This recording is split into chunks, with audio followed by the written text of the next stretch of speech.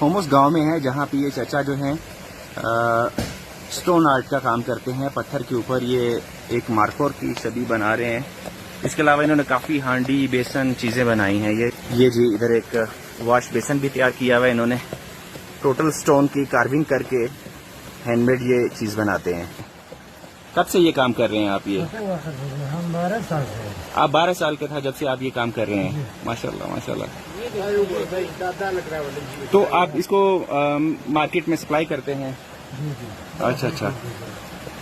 हांडी का शाहकार है, जिसके ढक्कन के ऊपर जो है एक मार्कोर, जो यहाँ का फेमस जानवर है, वो लेटे हुए हैं।